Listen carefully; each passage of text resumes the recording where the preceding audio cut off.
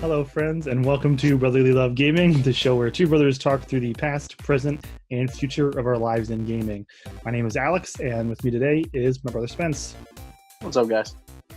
So today we have one main big thing that we're going to talk about, and that is the Pokemon Direct that happened. Was that just yesterday? Today's Thursday. Yes. It was on Wednesday, right? February 27th. So Pokemon Day, that's right. So yeah, this had been rumored that they were going to be doing some kind of announcement on that day for a while, and lo and behold, it happened. So they announced the names of the next two Pokemon games, Pokemon Sword and Pokemon Shield. Said that they are coming sometime this year. No official release date yet, late 2019. Mm-hmm. And showed off some gameplay stuff. So what would you like to start? You want to just give impressions? You want to talk about the Pokemon that are in it, the region? What are you thinking? So let's talk about the region, since that was the first thing they gave us, really. Right. It's called the Galar Region. Mm-hmm. Apparently it's based off of the UK. Right. Which is super cool, actually. The one thing I did notice that looked a little weird to me is that the map looks super linear instead of like square like we're used to. Mm-hmm. So I guess there's just going to be basically like a start point and an end point in this one. Right. Which I'm definitely okay with. I like linear games that tell a good story, so I'd like to see how they do that. Right. Yeah, I definitely. I mean, pretty much everybody's agreeing that it's based on the UK at this point. Yeah, that was my first thought when I saw it, was because of the shape of the landmass. It kind of looks like the UK like flipped upside down. Right. And I mean, personally, the fact that it looks like a straight line kind of thing doesn't really bother me, because, you know, I'm sure there's ways for you to go in different locations and stuff like that. You know, like when I think of Pokemon games, I don't necessarily think of, you know, big exploration fests. You know, yeah, you explore for Pokemon and stuff like that, but you're always traveling in one particular direction. Your progression through the story, at any rate, is typically gated, so that it's linear no matter what, even if the landmass doesn't look like a straight line. I think it's super cool. I mean, that's more like art style and stuff, which I'll get to, but like the map itself just looks cool. It looks like there's like snowy mountains. Mm-hmm. There's, which I think was in, if I'm not mistaken, Pearl. There's a snowy mountain, which I really like that area. So I'm cool with them bringing that kind of back, because Right. I think there's definitely room for that. Mm-hmm. The cities look cool. It's definitely going to be interesting with how they do it. And I'm just excited in general, because like it's going to be the first console straight like RPG Pokemon game, which is awesome. Right. Yeah, and it's in a new area, so you get to explore and see some new places. I really like, you mentioned art style. I really like these little snippets of the towns and the cities that we've seen in the trailer. And I know they have the thing on the bottom saying like not final, gameplay footage, so they could change things, or maybe it's not going to end up looking that good when we actually play the game. But even just the overall tone and look of the thing, I think is really cool and really unique. Definitely. You have like the house that the character's shown at in the beginning. It's got like sort of like hobbity kind of feel to it. Yeah.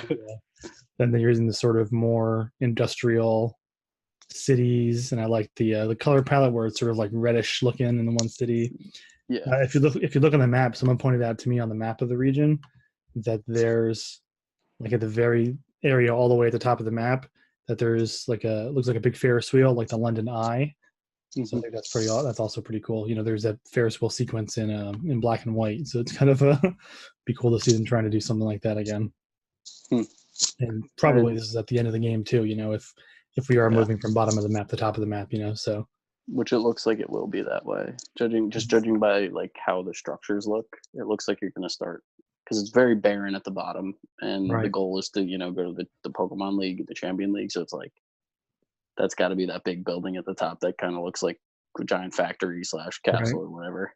Yeah, and I'm sure that there's stuff even that we can't see on this map just because of like the detail. Like we don't necessarily know what they all are yet. So I'm excited to see what that holds. New area. They also said, while we're on the subject of areas we're going to go to, they also did confirm. I forget if this was in the actual direct or if it was in like a statement they made afterwards or not. But they mentioned that gyms are coming back, like real actual gyms. So that's an interesting change. Were they not a thing in X and Y? I didn't play X and Y.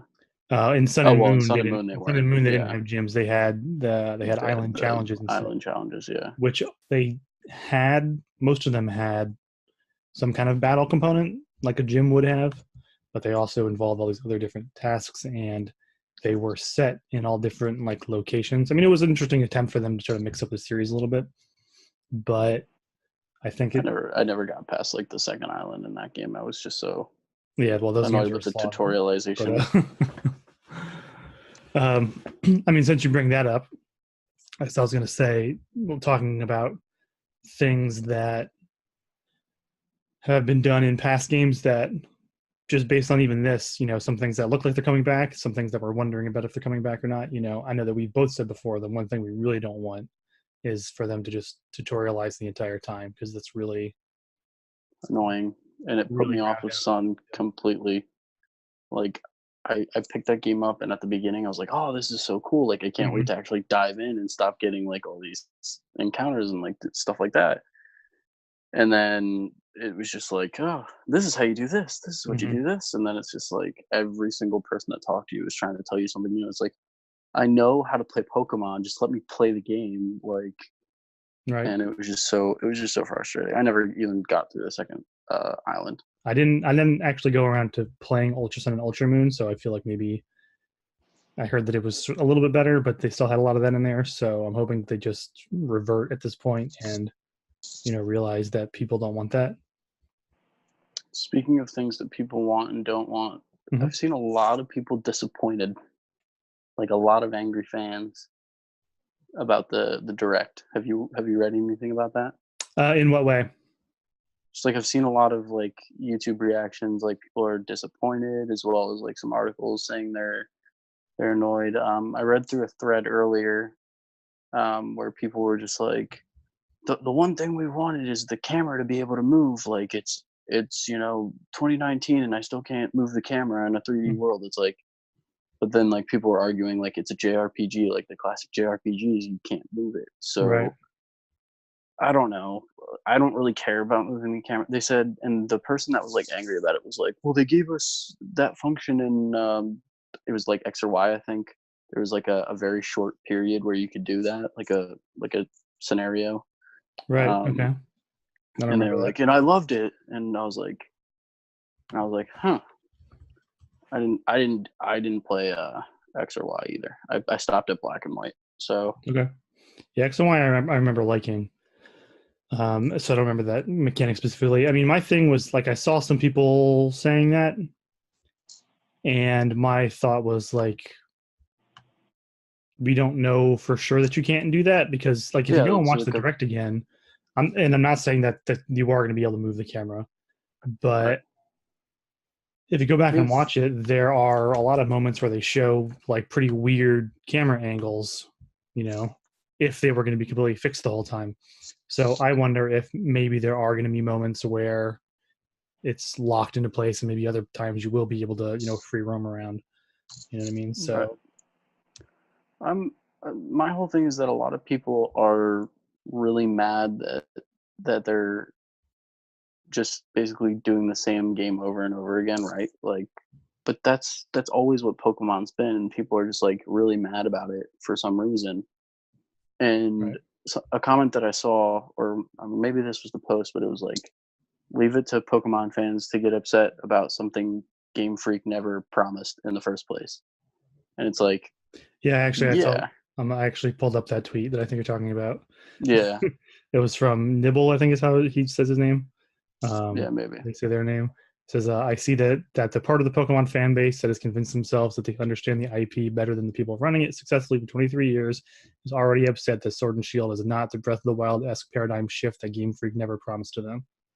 Yeah, that which is was kind of how the I tweet that feel I was. too, because like leading up to it, people were talking about like, oh, what do you want out of it? And one of the big things was always like open world, like full open explorable world, and like the ability to go to any region in the game.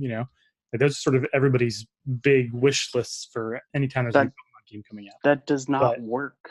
yeah, I don't know why. Like That that would be can't great. physically work because of the leveling system. That cannot physically work. Yeah, you would have to just do it as some kind of like MMO, basically. Yeah, And but even then, if it was MMOs, you'd have to have regions with set levels right, where yeah, you'd have to explore first. So there's physically no way that a Pokemon game can be completely open world where you can pick wherever you want to go first. It just doesn't work. because if there is, because then you end up in a situation like in Breath of the Wild, where all of the dungeons and all the bosses are sort of the same difficulty level because you can go to any of them first. Hmm. So everybody's going to be different time. I mean, I think the way that I would fix that problem, Game Freak, hit me up, would be to make it so that you're forced to use like a certain level cap. Every time you go to a new region, anytime you go to a new gym, it's like, oh, you want to challenge. You just beat the Hoenn region and now you're in Johto and you want to fight the first gym leader. Okay, you can only use Pokemon up to level 20. Have fun, just stuff like that. Or even if you want to make it higher and make everybody difficult, you know what I mean? Right. But yeah, again, it's like those are wish list items, but I'm surprised that people seem to have actually expected them to make that kind of thing, where to me it's like, well, this is the game that they've been making. They're always about incremental changes to the story over time, Yeah. to the gameplay over time. And I mean, my sort of gut reaction is the one time that they did change a whole bunch of stuff with Let's Go, people complained about that because, well, they were the wrong changes. You made it too easy now. We want you to make it harder and more difficult and give us more stuff. You went back to an In old all region. honesty, It's like, Pokemon Let's Go, it's easy, but like I'm at a point where it's like annoying because like I feel like I have to grind just like catching random things to level up. mhm. And I'm like, I don't know which one I prefer, like that or the random encounters and actually engaging and fighting for that to level up things. Right. It's weird, but because like I'm at Silphco right now, I just beat the dojo, and I'm at Silphco, and I ended up trying to go just like completely skip Silphco and go down to Fuchsia City because I know that there's an area down there that you can catch Dragonite, Okay. and I really want one. And so I just tried to go, and I ended up accidentally running into an ace trainer on the route, like directly, like right direct. I was almost at Fuchsia City, Right. and it absolutely destroyed me. And I got sent back to like Saffron City. And I was like, oh god. But It's kind of funny as like a case even against like Game Freak's inability to make something open world, because that's a situation where you are allowed to go to a different area, but the game hasn't properly prepared you to be able to go to that area. So I agree with you there in terms of people setting really bizarre expectations and then expecting them to actually happen. Like I said, it's all good to have your wish list and for what things you would like for them to do to challenge the series. And it's okay to be disappointed when they don't do those things. It's another thing to be like angry and say that you're not going to get the game and to, yeah, insult the definitely. devs and stuff like that. Yeah, that's what I mean. Like I'm super excited about it. Um, just because like the game looks beautiful. I'm excited to play it Mhm. on a console. And honestly, it was literally like what the whole direct was 7 minutes. 7 minutes. Yeah, there's like seven 3 or minutes, 4 and minutes of footage. there's literally no information, and these people are saying, "Nope, not buying it." Yeah. Yeah. Are you kidding me? Like, at least wait until there's more information, like details, like as far as combat goes. Is there co-op? Is there, like all these other questions that we have Right. that haven't been answered? But you're just gonna sit there and decide, well, the first initial teaser trailer, I don't like it. I'm not getting it. Like that's just Mhm. stupid. Like I'm sort of even like, oh, should we even have this conversation because we don't really know enough yet, But there are so many things that could tip the game one way or the other for me. Like you mentioned, like co-op from Let's Go was really awesome, and I'd love to see a version of that come back. The main thing that I'm mostly disappointed about is that it looks like random encounters are back when literally my favorite thing about Let's Go is the fact that you see all the Pokemon on the map and you can choose when you want to fight, and the fact that seems to be just gone entirely is disappointing to me, and then I think a mix of that.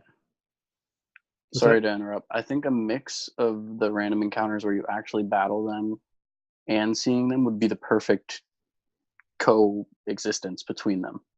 Like sometimes you can be surprised and other times you can see them. No. Like you see them every time, but you still would have to battle them. Oh, okay. Yeah, that's sort of what I was getting at, because like I said before, like I don't necessarily like having to grind against wild Pokemon, and I also don't necessarily like having to risk hurting my team just so I can catch something rare. So that's why I liked the Let's Go just catch it option. But since I do also enjoy Pokemon battling, like I'm fine with that part, bringing wild Pokemon battles back, like that's mostly coming from me, like really being surprised by how much I like the fact that Let's Go didn't have them. Right. But like I am really bummed that they decided to just bring random battles back completely. Just we're pulling Pokemon off the map, But that's also a thing. It's like they haven't, as far as I know, they didn't officially say that that's the case. It's just like in the one picture of the trainer in the tall grass that they showed in the trailer, she gets surprised by a wild Pokemon that she didn't see, So that's sort of like we're thinking that, But like again, like even in my case, that's maybe not 100% the case, and I don't want to jump down Game Freak's throat just because I think it might be the case, And even if it is, like, okay, it's still Pokemon. Mm-hmm. It's still like what we originally had, so it's not like, yeah, we can be disappointed, but is that still like a game changer? Not really. It's what we originally played and loved. Right. So and I do feel like I'm probably like in the minority of people that was just sort of okay to do away with random battles entirely, based on the feedback that I saw. Yeah, you feel the same way? I don't like random encounters. I think it's stupid because I'm talking about battles entirely. Like I would have loved to just be like given the option. Oh, you see this wild Pokemon. Do you want to fight it or do you want to just try to catch it? Yeah. And let me choose one or the other. But yeah, random encounters in general they can go. Well, I don't like that because like when you're searching for like a specific Pokemon or you're trying to catch like every Pokemon, you know what you've already caught and what you haven't. So if you're just running around in tall grass, you could get the same thing 6 times in a row and not even know until it actually happens, which is like the most annoying part in my opinion. Because I like, for instance, when I played Pearl, I grinded that game so much, but the amount of like the same Pokemon I battled just to try to like level up was just so frustrating. Right. Because it was the same thing every time. So I don't know. I'm excited for the game regardless. I do want to talk about some of the other information that we do know. Sure. Do we want to start with the starters? Sure, let's do that. So the starters are pretty cool looking, in my opinion. A little different, yeah. A little different. I do have one. Well, actually, it's one complaint, but it's about all 3 of them. Okay. And that's that they look like previous Pokemon, just like forced onto a different animal. So like Scorbunny, in my opinion, looks like Fennekin. Grookey looks like Rowlet, and Sobble looks like Mudkip. I can see that. I definitely agree with the Sobble looks like Mudkip thing. Grookey. But we also don't know the evolutions yet, so that's a big thing that's gonna play into factor. Right. Grookey to me looks like Turtwig mixed with Chimchar. No, not Chimchar. The grass monkey Pokemon. There's been a grass monkey Pokemon before. There are those 3 Pokemon. There's the fire monkey, the grass monkey, and the water monkey. I think it's the evolved form. His name is Simisage, but I forget what it is. Simisage. I have no idea what the hell you're talking about. Pansage is who I'm talking about. What generation is that? Is that X and Y? Gen 5, which is black and white, I believe. So it's the one you didn't play. Yep. Well, I played the beginning of Black and White, but I didn't play much of it. Gotcha. Yeah, Google Pansage. You'll see who I mean. This him just smushed together with Chudwig. It's basically him. But again, like it's yeah, it is. It is really what it is. Who are you liking? I'm liking Scorbunny. Scorbunny? Scorbunny looks cool. I'm just like fire and water are like my thing, but I really do have to see what the evolution looks like because like same. Because like Sobble, I like Sobble because he's just kind of like the shy little guy. But like if he turns into like a badass like in his final evolution, like who knows? Maybe I'll go there because like, for instance, like with Torchic turns into Blaziken. Like Blaziken, yeah, you know, like and what was the other one? What am I thinking of? Brokey the Grey Ninja is the one that got me. I didn't Brokey because I thought he looked dumb, and then he turned into Grey Ninja, who was objectively the best Pokemon from that generation. Yeah, well, I mean, look at him now. He's in Smash. He's like he's definitely huge, and there's tons of them in the movie that's coming out, which we'll talk about a little bit later. Right.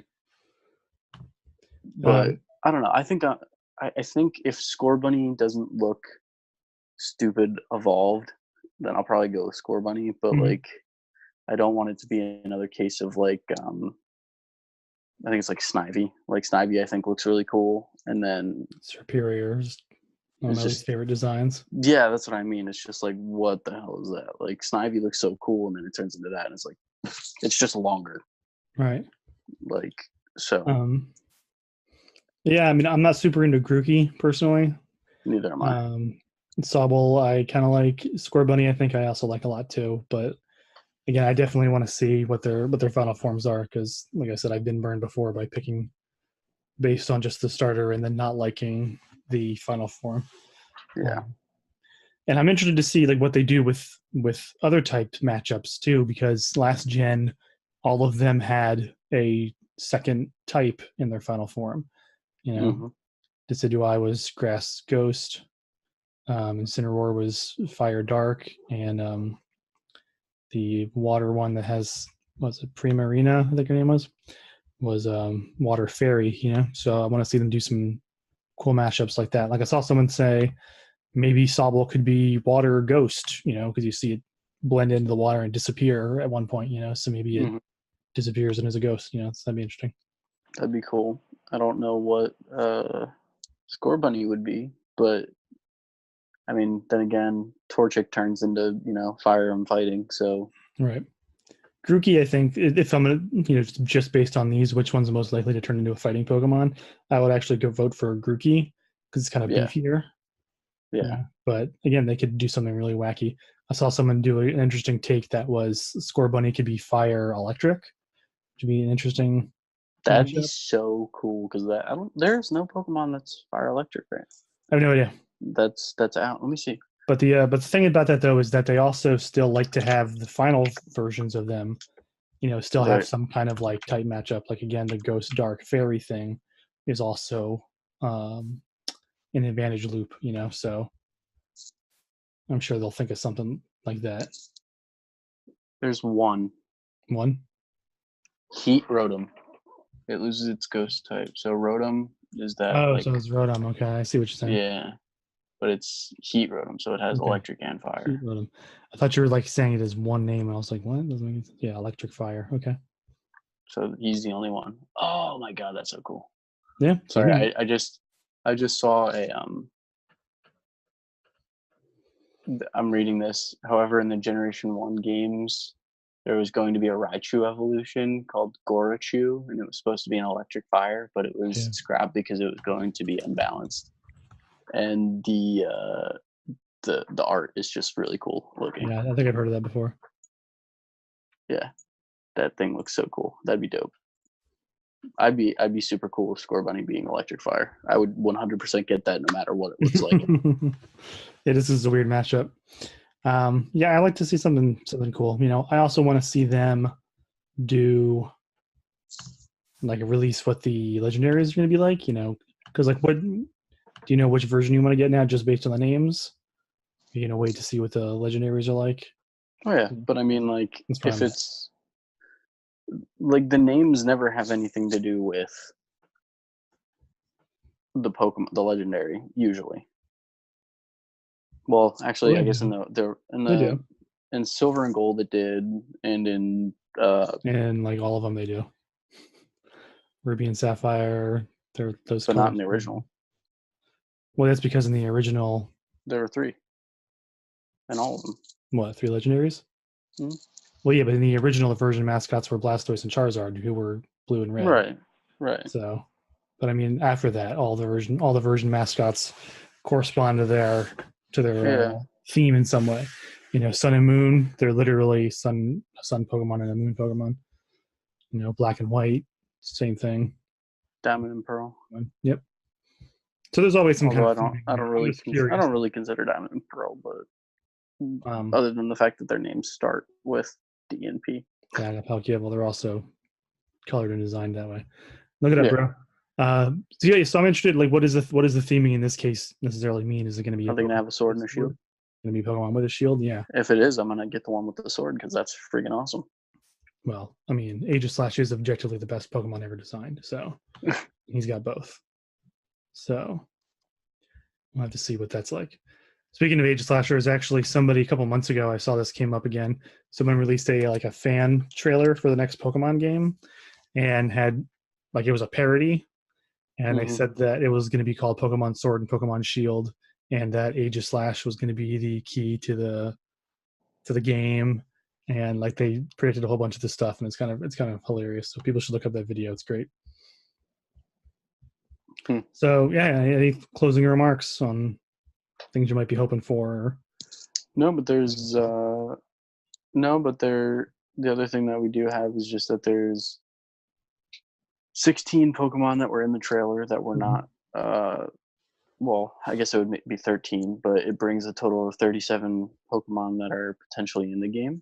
Mm-hmm. So we saw Pikachu. I don't even know how to say it. I think it's Minochino. It's the chinchilla one. Minchino, probably. Minochino, whatever. Super smell. Wishy-Washy, Grubbin, Hoot Hoot, Zweilous, Flygon, Braviary, Whalmer, Meowstic, Lucario, Tyranitar, and then Munchlax. I'm excited that Flygon's in it because I love Flygon. Yeah. And Tyranitar. Those are like my two. And Lucario, but I'm just like.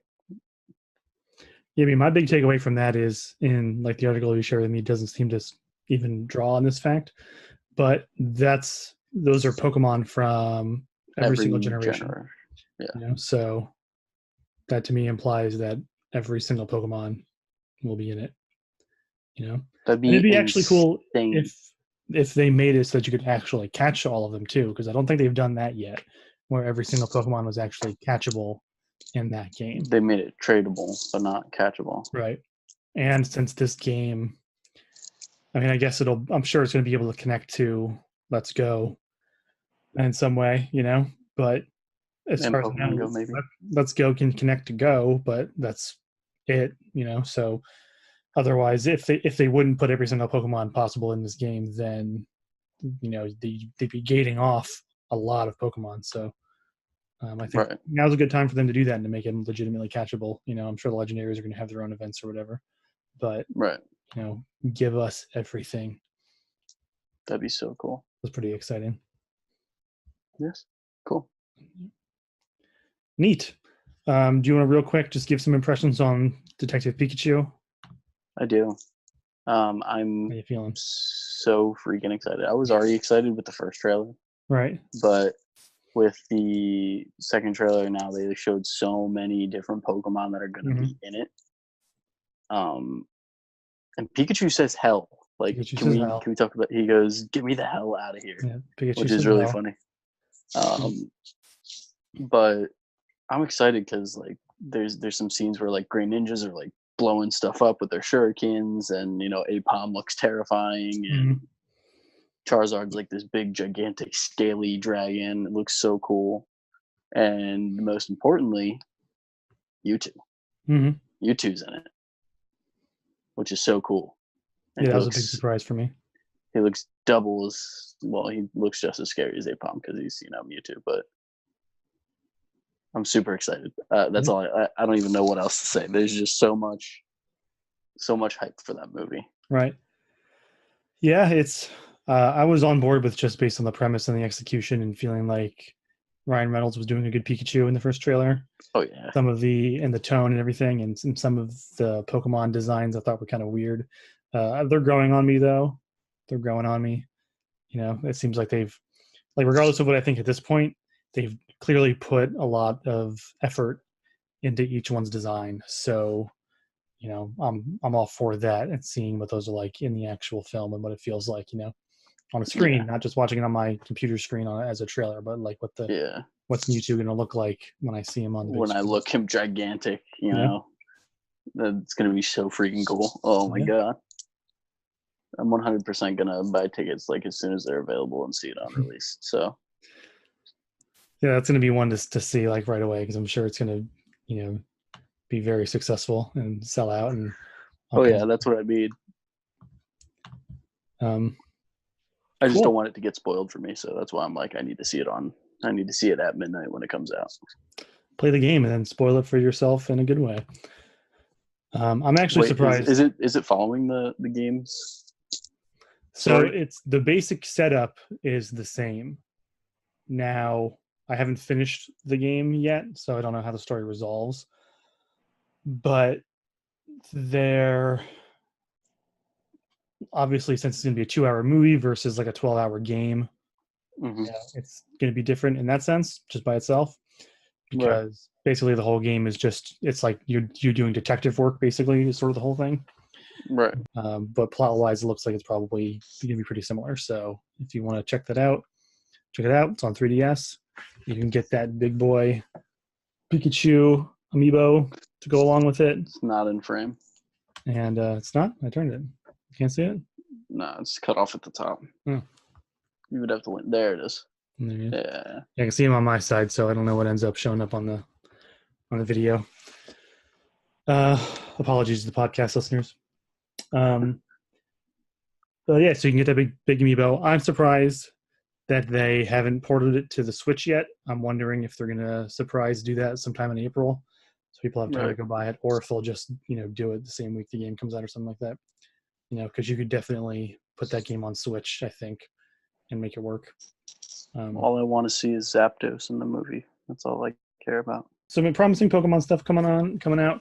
I'm sure that Sword and Shield are probably going to be coming out probably right around the same time that Let's Go did. November launch, I'm sure, so it hits the full holiday season.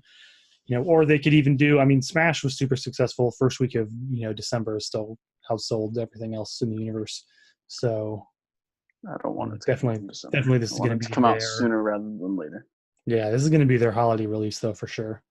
Yeah. Nintendo doesn't have anything big confirmed, besides Animal Crossing at some point probably, but I don't think Animal Crossing is. Sorry, Animal Crossing fans, but I don't think Animal Crossing is the big series that's going to be able to hold up the holiday season in the same way Pokemon will. I don't think Animal Crossing is anywhere on the level of Pokemon, Zelda, and Mario. Yeah, I put it in there as big names. Top 5 Nintendo series for sure. Yeah, but probably number 4, I guess, if those are what we're counting. But I mean, nothing can compete with Pokemon, really. It's like the top grossing media franchise in existence. So yeah, 100%. It's going to be very big for them. And I'm waiting for them to release box art, and I'm waiting for them to announce the legendaries, and maybe even if they'll do some kind of combo pack, and I'll get both of them because that's what I do. And because you're crazy. Because I'm crazy. Well, I had every Pokemon game now except for I didn't get Ultra Sun and Ultra Moon at all because I was so disappointed in Sun and Moon. But because I picked up a bunch of them last week at a clearance sale, I now have all of them except for Sapphire, Pearl, and Black. Because I have White. And I have 2 of those. Yeah. I have Black and I have Pearl. Yep. I need like a box for a couple of them. Like I don't have boxes for the original generation, which is going to be a pain in the butt to find. And I don't have a box for Emerald, but everything else I got. So, yep. That's where I'm at. Cool. I got that cool steel book that came out for Let's Go. That came out a week or two ago. I'd pull it up, but it's on my shelf over there, and I don't want to get up and go grab it. Yeah. Maybe we'll do an Alex's collection haul at some point, because I picked up a lot of stuff recently that. Oh yeah, dude, there's way too much. Because I do go kind of nuts. Cool. Any last thoughts on Pokemons? I'm excited, and I've been playing the hell out of Pokemon Go lately, so I'm just really, really excited. Good. I have not been playing. I actually started playing Pokemon Go again today after you texted me, and I caught a Trico. It's the first time I hadn't caught a Trico yet. So I'm pretty excited. But yeah, I'm also very excited, and we'll see what happens with the series. We'll see when the release date comes out. Okay, that's going to do it for us this time. Spence, what are you streaming? You want to talk about what you're streaming for people? I was playing Super Bomberman R the other day. Mm-hmm. Super weird and goofy game, but actually a lot of fun, despite what my rage may have seemed like when I was playing it at the time. Seems a little frustrating at times. Oh, dude, I was getting so mad. But now that I got like the hang of it, it's super cool. I'm a little weirded out because I can't go back and play worlds I've already beaten. Okay. But because I was just gonna like show some of my friends the other day, but couldn't do it. But yeah, I'm probably gonna play that. Maybe eventually I'm gonna play online against people if I get daring enough.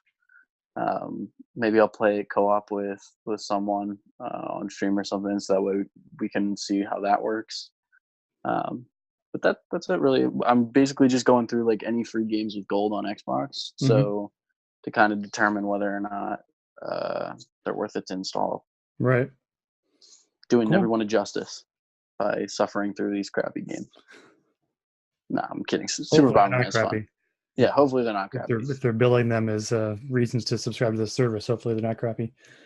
Speaking of free games, I'm also thinking about, so I forget the exact date, but within the next week, the new PlayStation Plus games are coming out.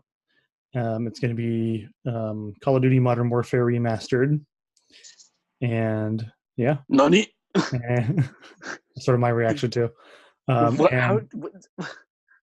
How does COD get free on whatever, dude? I'm over it.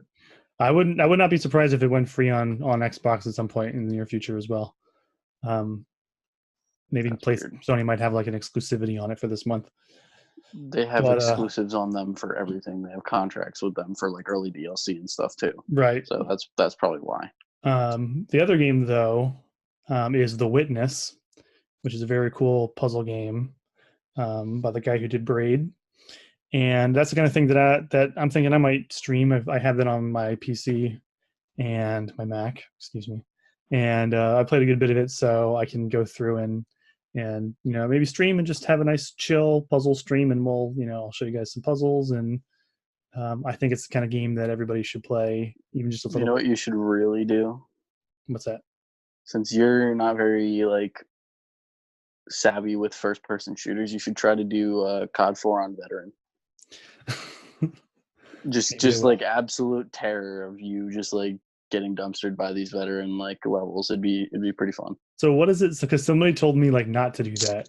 So what is like? Does it just make your enemies harder to kill and you easier to kill? Like, is that the difference? Oh, dude, you get like one shot. You get one shot. You have to be super. It's really like 2 to 3, but it's like they are pinpoint accurate. Don't miss a shot. Like it's hard. But I beat COD 4 most of the missions on Veteran on the original one. Modern Warfare 2 I did all on Veteran. So like it really depends on how committed you are to it. But I think it'd be funny because you don't play first person shooters typically. So right. And the ones that I do like tend to be ones where like I'm not super into like cover shooters or anything like that. Like I kind of like being able to like run around and no gears. Get into the I don't know. It's just like I prefer to be in the action, So like the person who was telling me don't do veteran mode was being like it turns it into like a cover shooter when the rest of the game doesn't feel like it's supposed to be played that way. So that makes me not want to try that, but I might. Just for the lulz. Just try for it the on. lulz. Yeah, try it out a little bit, just see what happens. So cool. That's what we might be streaming in the near future. So if you want to check that out, that's on. Is it Twitch.tv? Twitch.tv. I was like, is it Twitch.com or Twitch.tv? Twitch.tv/BrotherlyLoveG1. And if you want to follow for in the moment updates on what is going to go on with that, follow us on Twitter at BrotherlyLoveG1 as well. And if you're watching this on YouTube, please like to this video and subscribe to the channel so you can see more discussions of this type. There's going to be even more in the future. I want to do a Kingdom Hearts discussion on all the new information that's been coming out this week since the Ultimania just came out in Japan. So once that's all compiled, that'll maybe be next week's topic. Just as a little tease. And if you're listening on Apple Podcasts, because this is also an audio podcast, please give us a review on iTunes so that Apple will boost it to other people so they can see what we're doing too. And I think that's going to do it for now. Did I get everything out that time? I think. Yeah? Yeah, I think you covered it all. Cool. That was pretty flawless, that one. Yes, I'm getting better.